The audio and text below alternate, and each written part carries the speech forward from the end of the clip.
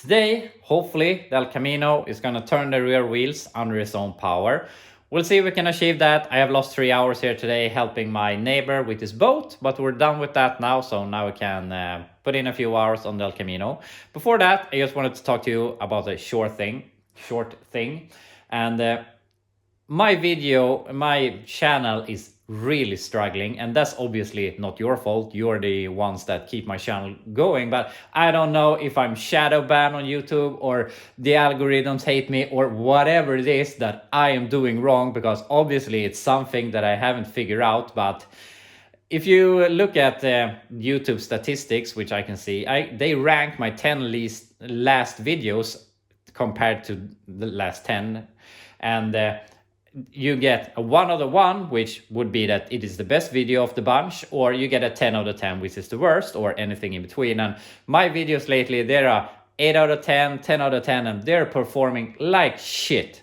I don't know, as I said, I don't know what I'm doing wrong, but it's really demotivating, and I'm really trying to keep my hopes up that one day I will come through and get some more traction. But yes, I don't know. But the thing I wanted to say is that you write some nice comments, and that is really what keeps me going, and I'm super appreciative of that. And yesterday I got a comment from, I think your name is Anthony, and you're from Cuba, which I think was really cool, and said that he had one of these engines in his car and he loves them and he thinks that they are great.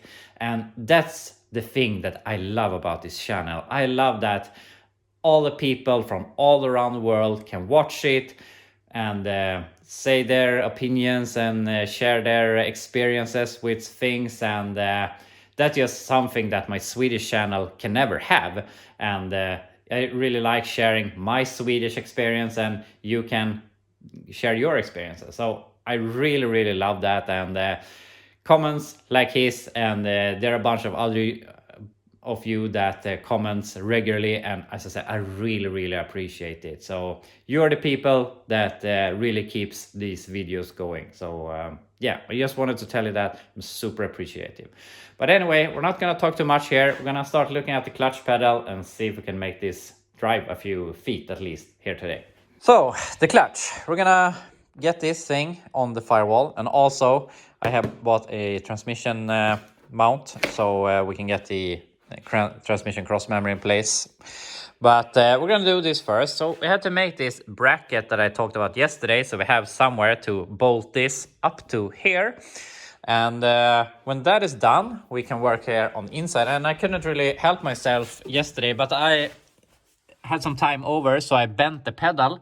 So now this looks a bit better. Obviously we need to raise this and we need to cut this, but now this has a bend over here. So we'll see how this turns out. But my hope is that when we get that bracket on and the slave cylinder is sticking through, we only have to figure out how this is going to connect to the slave cylinder, and I don't think that's going to be a big issue. So we're gonna solve this somehow. So yeah, build the bracket, get the slave cylinder in place, and then we just have to connect this somehow. I made my hole in the firewall, so this now fits like this. And obviously now I have to mount it somehow, and it's really tight. But I got a really brilliant idea, and that is, if we cut off this lip here, we can extend the hydro booster bracket to accept this also. So that will be very sturdy and also removable instead of rebuilding the firewall. I mean, we have made a huge hole, but that we don't have to make a bracket in the firewall. We can just rebuild this to accept this also. So I'm gonna modify this a bit, make it really sturdy, put on some studs so that we can just shove it on, and yeah, I think we're gonna have this done really quick. And after some welding and grinding, we have our bracket for the master cylinder, and I think it turned out really good. So I welded on this piece, I drilled, tapped, and threaded through the bolts, then I welded them from the back side and then cut off the excess, so it's hard to see, but yeah, they're there, so you can just put on the nuts and it will be good. So that's really nice. So I'm gonna remove this, paint this, and then we can start testing, or we can check now, but Now we just have to see how we can, maybe it will bolt right up, but probably have to modify something to connect that to the pedal. But I think we're gonna have this done really quick. How are we going to solve this under the dash? And I've been thinking already here a little bit. You can already see there's a tack here because I tried something. And when I had the pedal in place and then I put the brake pedal back in place, or I mean I had the brake pedal here, but I didn't have it connected to the master cylinder. And then the brake pedal came a lot further down than the clutch pedal, which I thought was really weird. So I went ahead and measured on my 69 Chevelle, and I realized that this brake pedal is way too far down. And that's exactly like I was talking about the gas pedal yesterday, that I want them to be a good distance from the floor, so you don't feel that you're pushing the pedals into the floor. And the measurement from here to the firewall is about 4.5 centimeters, almost 2 inches shorter on this than on the 69 Chevelle. So since they had been changed to a hydro booster and all of that, they haven't gotten this, what I would believe, good. So we need to lengthen this also, but now I know that it doesn't match, so I can remove that, put the brake pedal where I want it to be in the end, and then we can put the clutch pedal according to that and figure out something here. And obviously the best thing would be if we can get that to be connected to this, because I have tested to weld on a lever or whatever here, but that makes the hole articulate a lot, so I'm not sure that that is the right solution. So yeah, I have to do some figuring out here what will be best and what will work the best. This has taken a lot longer than I thought it would, and time is just flying away here, so we won't be able to do any more welding here for today, but I think I have come up with a solution. We have the pedals here. I have cut the brake pedal, and obviously we need to cut this off, push it up 1/2 inch or something, so these line up. And now these line up like this, but when we will be connecting this to the master cylinder, it's going to go down a bit, so we have to lengthen this rod later on. But here we have the solution for the clutch pedal. I put on a tab here for a hole as close to the pedal as I could, but the thing was that, I mean, there's right in this bend, and I wanted this to be straight, so I needed it to be off the pedal. And also I have lengthened this rod about a 1 inch and 3/4 or something. So now we can push it, and it feels like I can push it to the bottom, which means that we have all the range of motion that we need. So basically we just need to tidy up this, but I believe we have a working clutch pedal. But as I said, I won't be able to do any more welding here for today, so I can't really finish it. But with the general clutch pedal assembly is done. We just have to do the last stuff, which we can do tomorrow. With that said, I was hoping to be able to drive this thing today, but that's not going to happen, unfortunately. As I said, time is flying away.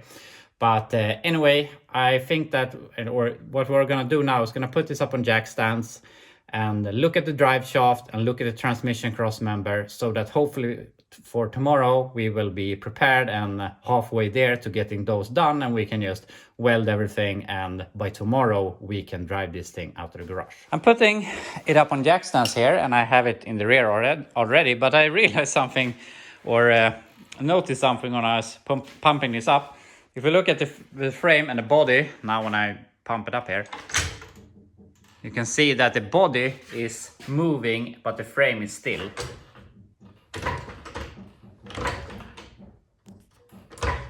Pretty hard to see maybe, but so I have realized that it is completely rusted out here, and the frame is also flexing. So here at least it's somewhat together, but on this side the body mount, or the body has just crushed over the body mount, so there's supposed to be a gap here, but there isn't. So yeah, it's pretty bad. But we're not gonna bother about that right now. We're gonna put it up on jack stands and see if we can look at the stuff under there. We have it up on jack stands, but I just wanted to show you a little bit more clearly how bad this really is and what I was seeing when I was jacking it up with the jack. And if we do like this, I think you can see how bad it is. The frame is flexing, the body is not connected to the frame, and it's bad. It's really, really bad. So it's a good thing that we are not taking this thing out on the road. So yeah, we obviously have to change the frame. There is no thinking about that.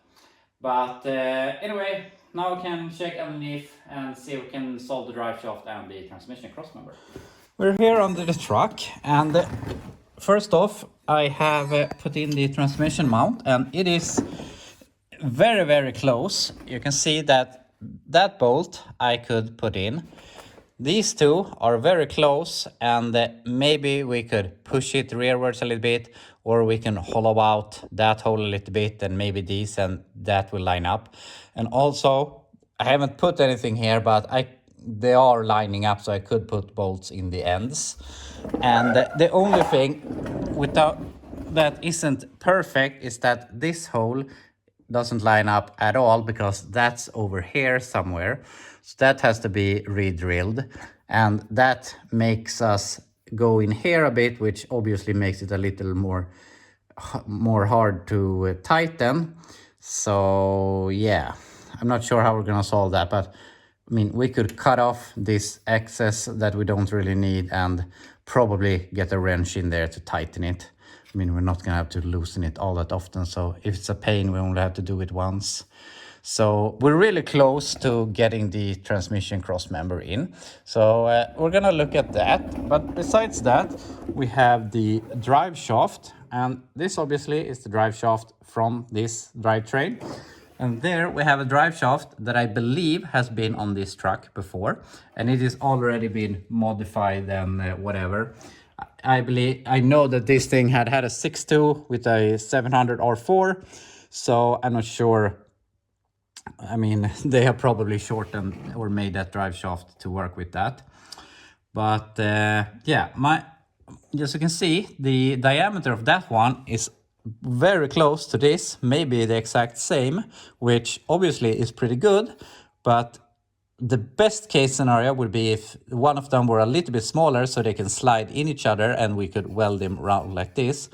Or we take that drive shaft, and if it's long enough, we can put it here, and we can cut off this drive shaft here and put on that end right onto here. That would be the perfect thing. That would be giving us the least amount of vibration and being the strongest and all of that.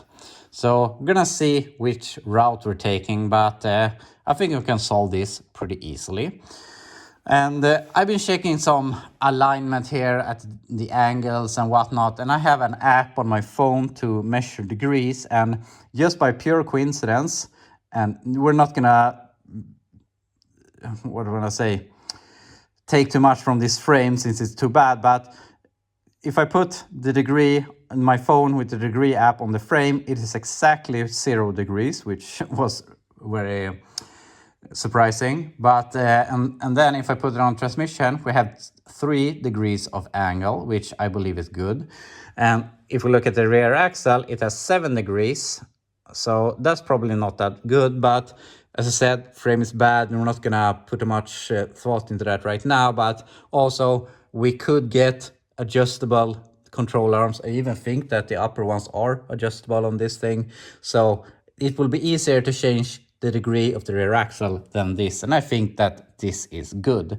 So the cross member we can just bolt in and be happy with it, and obviously we have to modify the floor a little bit more, but the thing that will hold us up is the drive shaft, but I don't think that that will be all that much problem. The thing is, I would like to use this drive shaft, but I don't know if this is some sort of thing to make less vibration or if it's a modification or whatever, but it looks pretty weird here in the rear, and you can see that it's rubber here inside.